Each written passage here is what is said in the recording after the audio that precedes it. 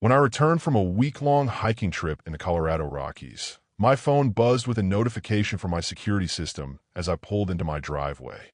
The camera facing my dock had captured a crew erecting bright orange construction barriers around the edge of my waterfront property. A sign read, HOA renovation area, no trespassing. Confused, I quickly scanned my email. No messages from the HOA. No notices. Nothing that would explain why my private dock, the one I'd spent nearly $100,000 repairing after purchasing my dream lakefront home, was suddenly off limits. My pulse quickened as I parked my truck and jogged down to the shoreline. The scene was worse than I imagined. The once pristine dock, freshly sanded and stained just a month prior, was now cluttered with equipment, caution tape, and debris.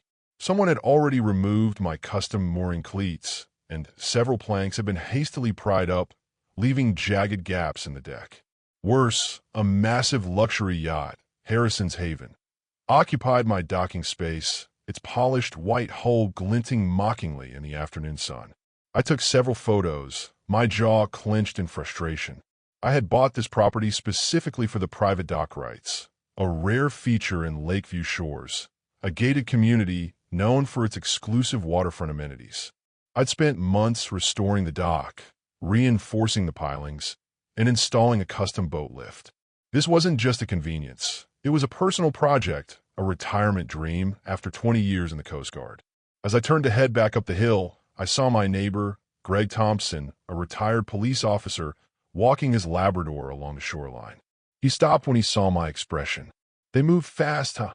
Greg said, nodding towards the dock. "What the hell happened here?" I asked, trying to keep my voice steady. Greg grimaced. "HOA claimed your dock as part of their Marina revitalization project.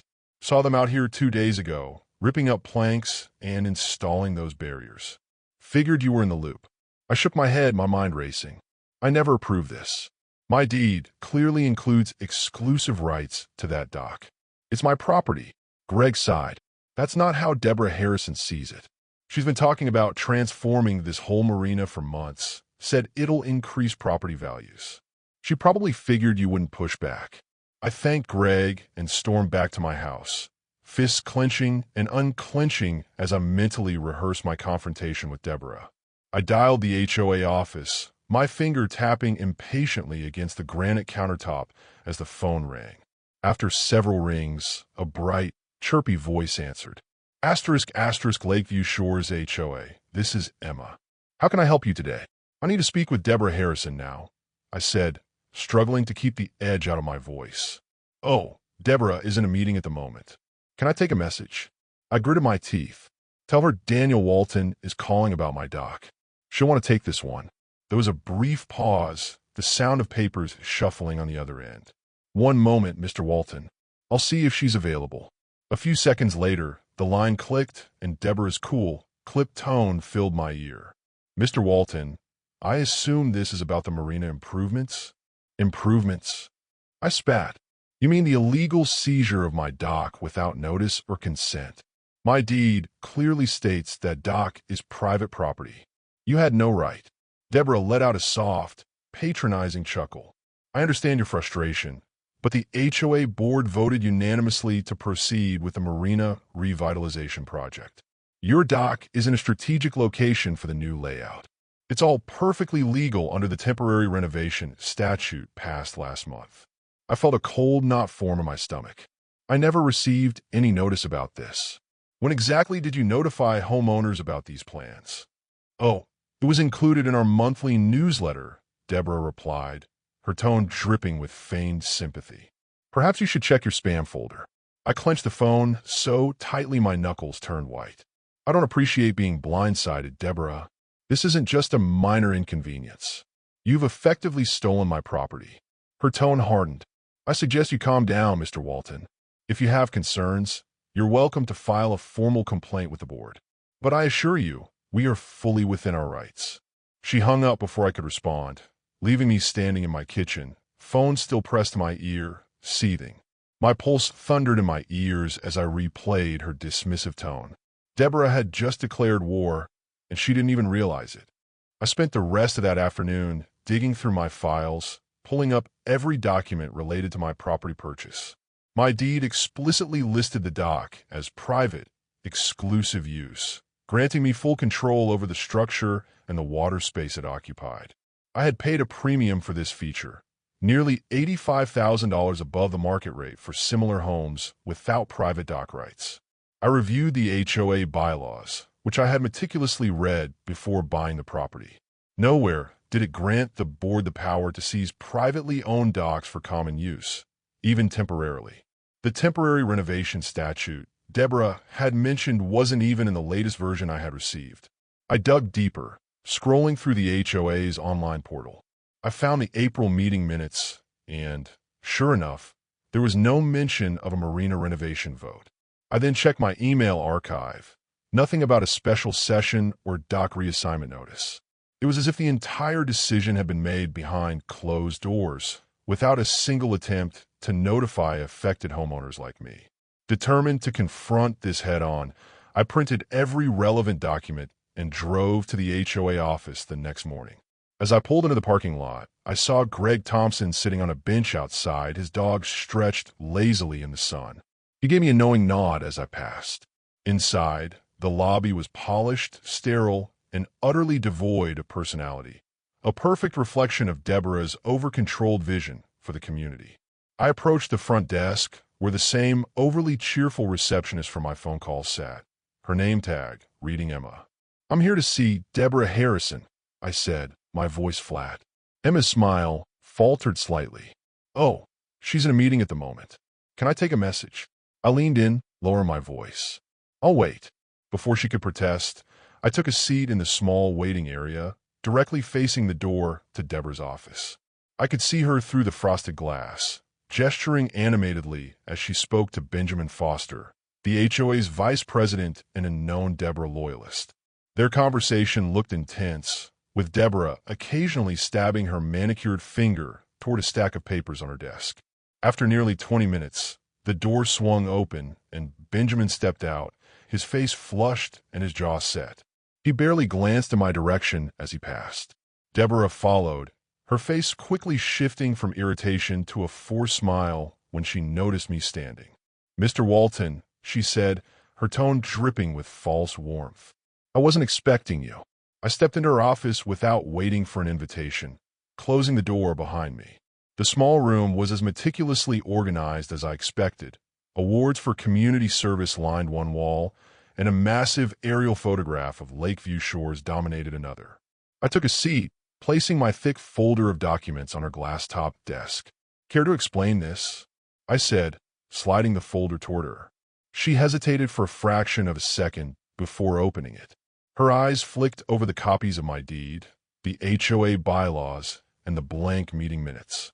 I watched as her expression hardened. "I see you've been doing your homework," she said, closing the folder with a practiced, dismissive gesture. "But as I've already explained, the board has the authority to manage community resources as needed." I leaned forward. "This isn't a community resource, Deborah. It's my private property. You had no right to seize it without my consent or even a formal vote." Deborah's forced smile returned, her eyes narrowing slightly. "Mr. Walton, the board acted within its rights. If you have concerns, you're welcome to file a complaint, but I assure you, our legal counsel has reviewed this thoroughly. Then you won't mind if I request a copy of that legal opinion, along with the vote record and notice of the special session where this decision was supposedly made." She stiffened, her eyes flicking to the window as if calculating her next move. "I'll have our office manager prepare those for you," she said, her tone sharp now. "Expect them by the end of the week." I stood, meeting her icy gaze. "Make it 48 hours, and I'll be sending my own request for an audit of the HOA's recent financials. I want to understand exactly how my dock suddenly became a part of your luxury marina project." Her smile disappeared entirely. For a brief moment, I saw a flicker of genuine concern in her eyes. She quickly masked it, smoothing her blazer as she stood to walk me to the door. "Have a nice day, Mr. Walton," she said, her tone making it clear this was not a suggestion but a command. As I stepped out into the hallway, I felt the eyes of the receptionist, Emma, on me. She quickly looked away, pretending to be absorbed in her computer screen as I passed. Outside, Greg was still on the bench, his dog now alert and watching me closely. "How'd it go?" he asked as I approached. I took a deep breath, my anger simmering but under control. "She's hiding something, but I'm going to find out what." Greg gave a slow nod, his eyes hardening. About time someone stood up to her. As I walked to my truck, I felt a strange mix of anger and determination settle over me.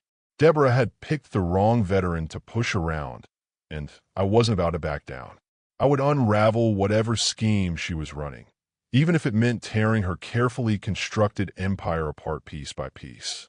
The morning after my confrontation with Deborah, I woke up to a fresh stack of violation notices taped to my front door. They cited everything from unauthorized dock repairs to improper mailbox placement and unsightly lawn decor, a clear attempt to overwhelm me with petty fines and paperwork. Each notice carried a $250 fine, totaling over $2,000. I tore them down, scanning each one carefully. The dates were all marked the previous evening, just hours after my meeting with Deborah. She had wasted no time escalating her campaign of intimidation. I felt my jaw tighten as I crumpled the papers and tossed them into my recycling bin. Determined not to be bullied, I spent the next few days quietly gathering allies within the community. My first stop was Richard Cooper, the retired judge who had warned me about Deborah's tactics. I found him on his front porch, sipping coffee and reading the morning paper. "Richard," I said, stepping onto his neatly swept front steps, "mind if I join you for a moment?" He looked up, his sharp eyes narrowing slightly before he motioned to the empty chair beside him. "I take it this is about Deborah?" I nodded, pulling the stack of violation notices from my back pocket. "She's retaliating. These all appeared on my door overnight." Richard took the papers, flipping through them with a practiced eye. He grunted as he reached the last page. "This one's particularly interesting," he said, holding up the notice for unauthorized boat repairs. "There's no such provision in our HOA guidelines. She's making up rules as she goes." I leaned back, folding my arms. I need to know how deep this goes. Who's actually benefiting from this Marina renovation project? Richard set the papers aside and leaned in, lowering his voice. "It's not just about your dock, Daniel. She's been using the HOA like her personal fiefdom for years, funneling funds into projects that benefit her friends and retaliating against anyone who questions her authority." He nodded toward the lake, where Deborah's gleaming yacht sat like a smug monument to her influence. "That boat of hers? It didn't come cheap, and I have a feeling the money didn't all come from her personal savings." Intrigued, I pressed him for more information. Richard explained that several residents had tried to stand up to Deborah over the years, only to find themselves buried in fabricated violations and mysterious fees. Most had eventually sold their homes and moved away, unwilling to fight a prolonged legal battle against a board that controlled every aspect of their lives. "She's counting on you to give up, just like the others," Richard said, his voice grim. "But you're not like the others, are you?" I felt a slow, cold smile spread across my face. "No, I'm not." Over the next week, I expanded my search for allies. I reached out to Olivia Wilson, a real estate attorney whose parents lived in Pine Harbor Estates. I had met her briefly in neighborhood barbecue, and Richard assured me she was sharp and fiercely independent, not the type to back down from a fight. We met at a small coffee shop outside the community, far from the prying eyes of Deborah's loyalists. Olivia arrived in a tailored suit, her dark hair pulled back in a no-nonsense ponytail. She shook my hand firmly before sliding into the booth across from me. "I hear you stirred up a hornet's nest," she said, her eyes sparkling with a mixture of amusement and concern. I laid out the situation, from the sudden seizure of my dock to the retaliatory fines and suspicious financial maneuvers I had uncovered. Olivia listened carefully, her expression growing more serious as I spoke. When I finished, she leaned back, tapping her manicured nails against the edge of the table. "Deborah's actions aren't just unethical," she said finally. "They're potentially criminal.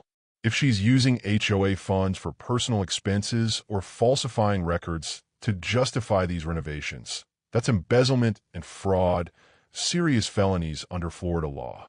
She pulled a notepad from her bag, quickly jotting down notes. I'll start by pulling the HOA's financial records. They're legally required to disclose this information to any homeowner upon request.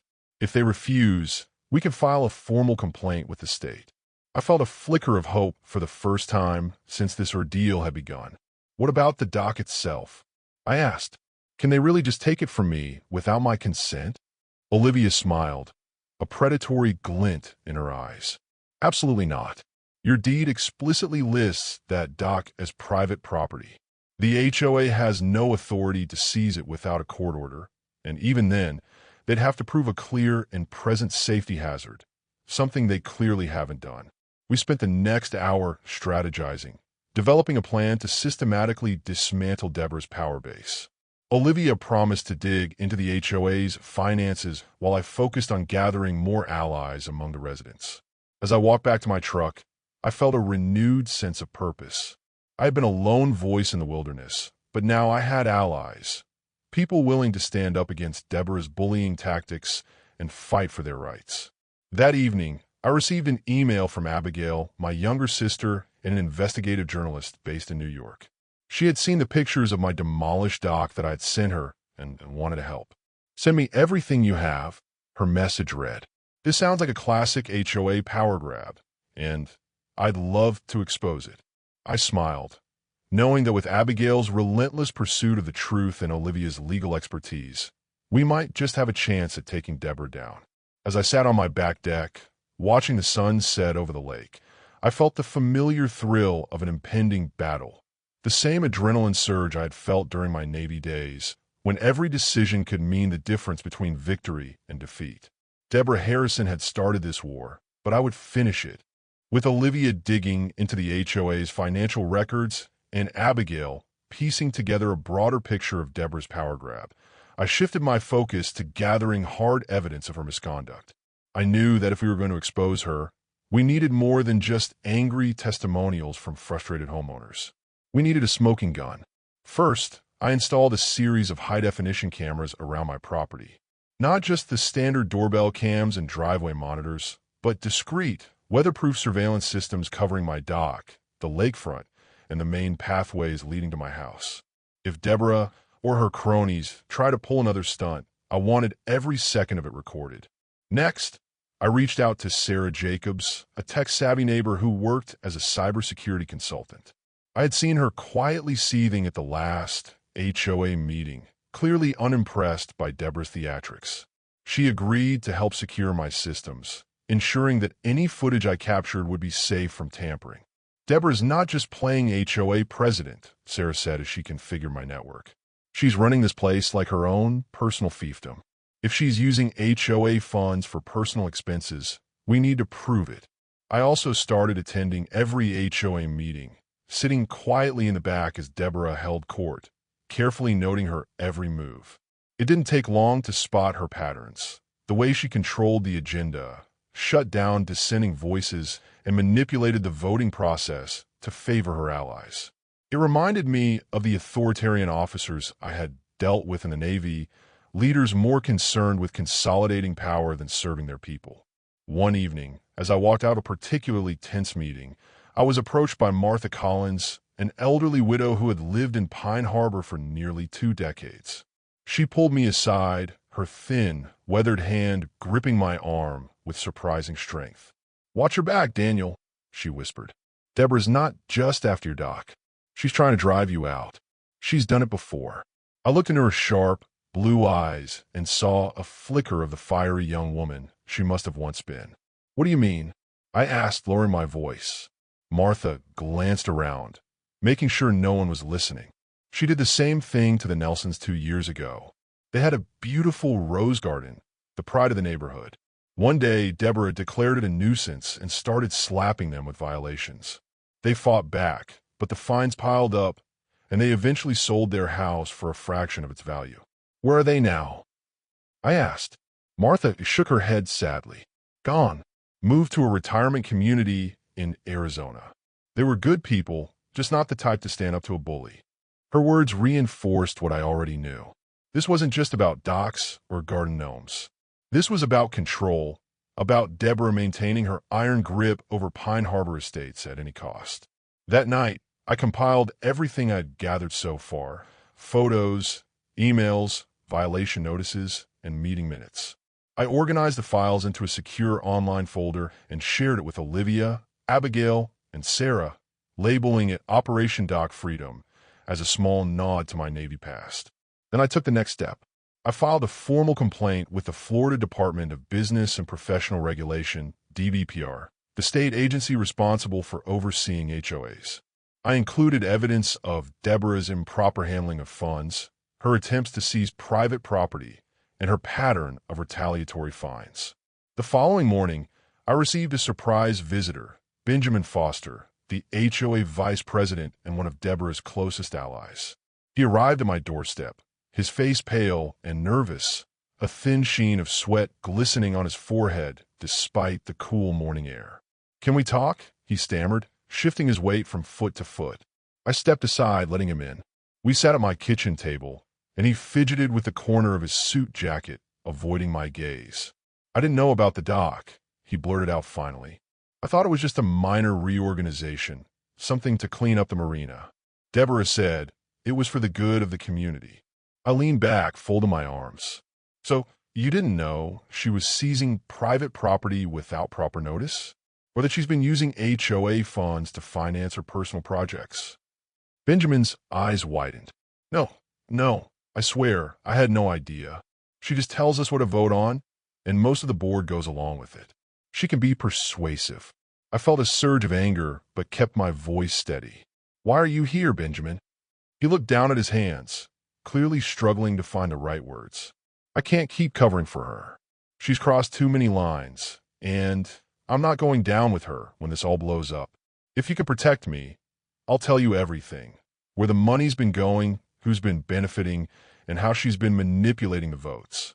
I sat forward, sensing a breakthrough. "All right, Benjamin, but if you're going to flip, you need to be honest. No half-truths, no omissions. I want every dirty secret, every backroom deal, every rigged vote." He nodded, visibly relieved. "Agreed. Just promise you won't let this destroy my family." I extended my hand, locking eyes with him. "If you help me bring her down, I'll make sure you get a fair shake.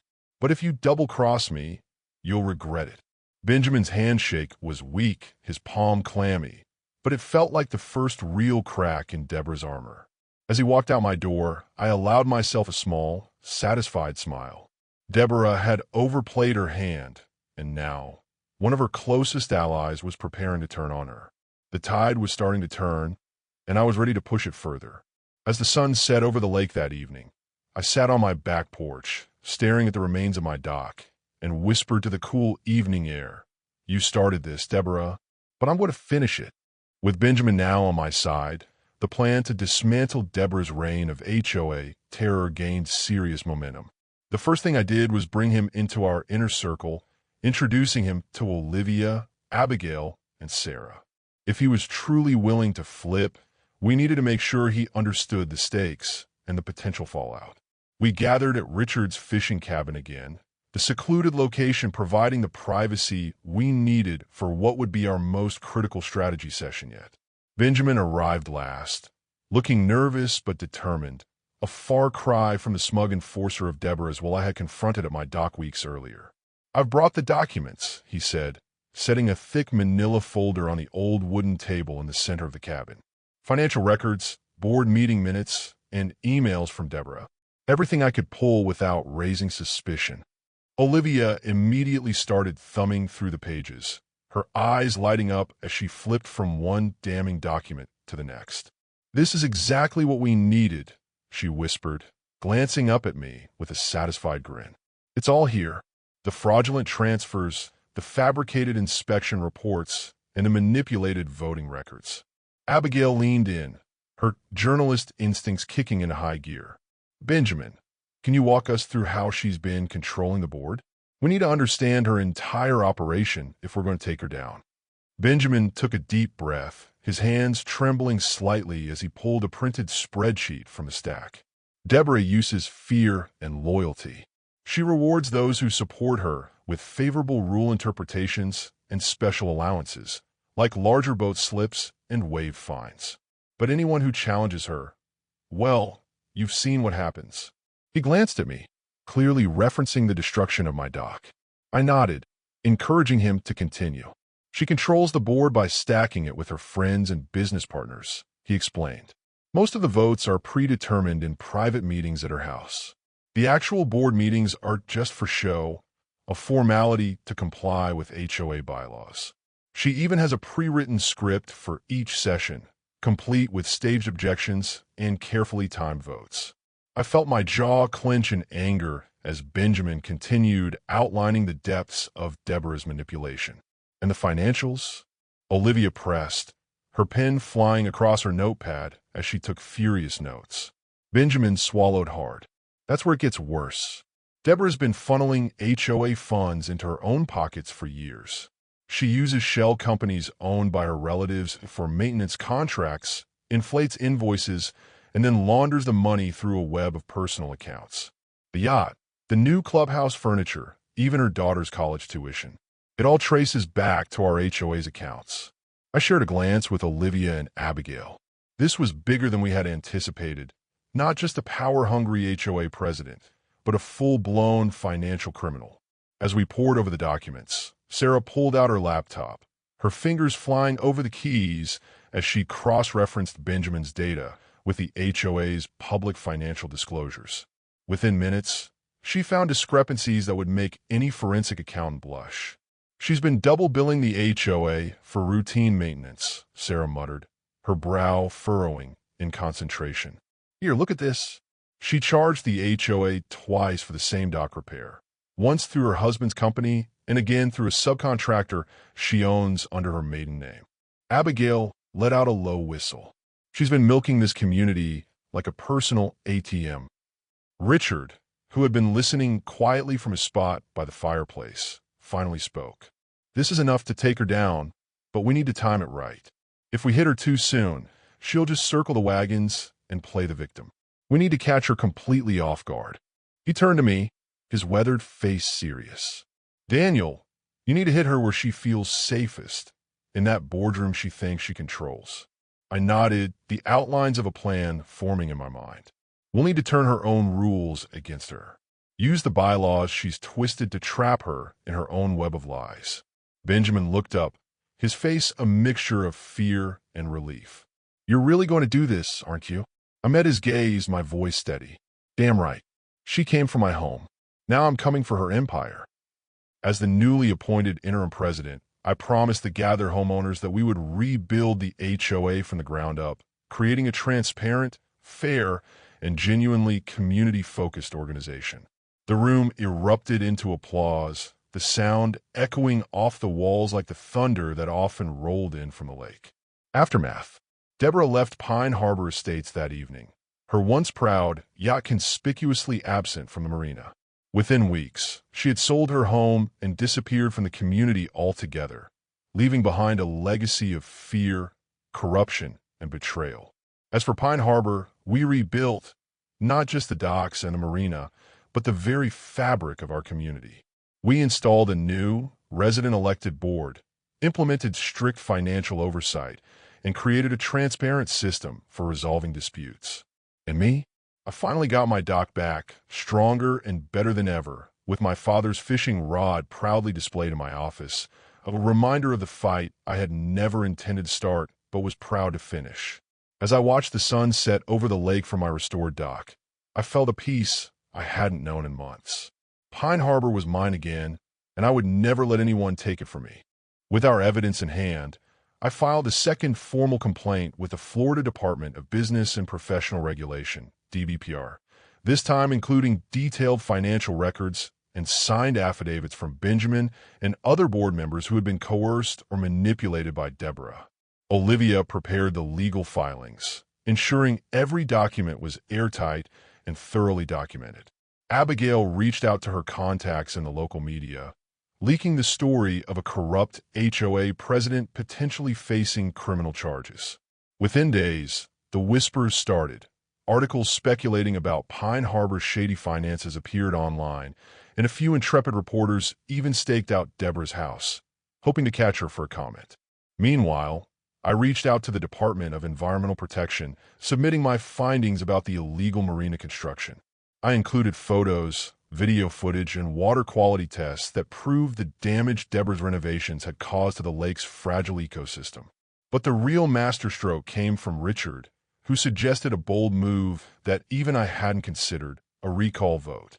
Under Florida HOA law, if a significant percentage of homeowners petitioned for it, the board could be forcibly removed and replaced. It was a risky maneuver, but if we could pull it off, it would strip Deborah of her power overnight. We needed 25% of Pine Harbor's homeowners to sign the petition to trigger the recall. Abigail, Sarah, and I spent the next week going door to door, sharing our evidence with skeptical neighbors and slowly building support. Olivia drafted the petition, carefully worded to prevent any loopholes Deborah might exploit.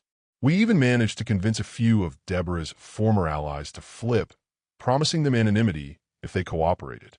By the end of the week, we had over 30% of the homeowners' signatures, more than enough to force a recall vote. We filed the petition with the HOA's registered agent and the DBPR simultaneously, ensuring that Deborah couldn't simply ignore it or dismiss it as a technicality. With the paperwork in place, we scheduled the recall vote for the following month, timing it to coincide with the quarterly financial audit that Deborah had been trying to postpone. The stage was set. Now, all we had to do was wait for the right moment to spring the trap. As I sat on my rebuilt dock that evening, watching the sunset reflect off the water, I felt a deep, satisfying calm settle over me. The storm was coming for Deborah, and she had no idea just how unprepared she was. The day of the recall vote dawned clear and bright, the kind of Florida morning that made you forget about heat and humidity for a few precious hours. I stood on my dock, the wood freshly stained and solid under my feet, watching the sunrise reflect off the still waters of Pine Harbor. The quiet before the storm. Our team had prepared meticulously for this day. Olivia had polished our legal arguments to a razor edge. Sarah had prepared financial charts that would lay bare the depth of Deborah's corruption, and Abigail had arranged for a few friendly local reporters to attend the meeting, ensuring that whatever happened would be well documented and widely reported. As I headed to the community center, I noticed small groups of residents walking together, their conversations hushed but intense. Word had spread. The community was on edge, caught between fear of retaliation from Deborah's inner circle and the promise of finally being free from her control. When I arrived, the community center was already packed, the air thick with tension. Deborah sat at the head of the long board table, her signature blonde bob perfectly in place, her expression carefully controlled, but her eyes betraying a flicker of nervousness. She was flanked by her remaining loyalists, including her husband Thomas, who had returned to support her despite our earlier confrontation. Benjamin, who had fully defected to our side, stood at the edge of the room, his face set in a grim mask.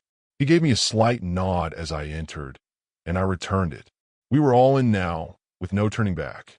Deborah cleared her throat, her voice sharp as she called the meeting to order. Today's agenda includes routine financial updates, discussion of upcoming community projects, and, unfortunately, addressing some unfounded accusations that have recently surfaced. She looked directly at me, her eyes hard. Before we begin, I would like to remind everyone that slander and defamation have legal consequences. I will not tolerate baseless attacks on my character or that of this board. I took a deep breath, feeling the weight of the moment. Richard, standing beside me, whispered, "Now or never, son." I stepped forward, my voice clear and strong.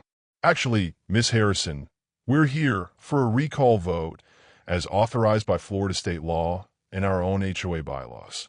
We have the signatures of more than 30% of homeowners demanding your removal, and today we're going to let this community decide whether your leadership has truly served their interests."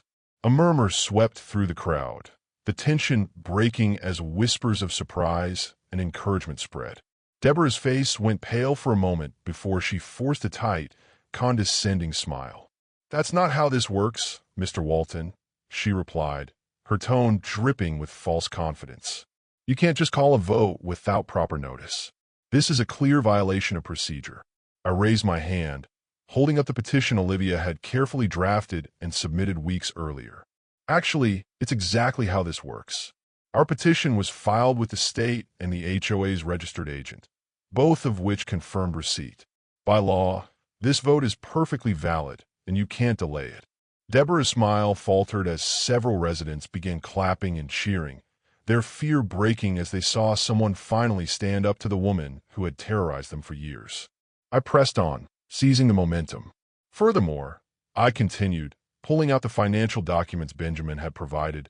We have undeniable evidence of financial misconduct, including the misuse of HOA funds for personal expenses, fraudulent billing, and improper allocation of community resources for personal gain. Olivia stepped forward, adding her voice to the rising tide. We've also documented multiple violations of state and federal environmental laws related to the illegal Marina project. These violations alone could result in massive fines and potentially criminal charges. Deborah's carefully constructed facade cracked further. Her hands clenched the edge of the table, knuckles white, as she realized the scope of the threat she faced. She opened her mouth to respond, but Abigail cut her off, holding up her phone.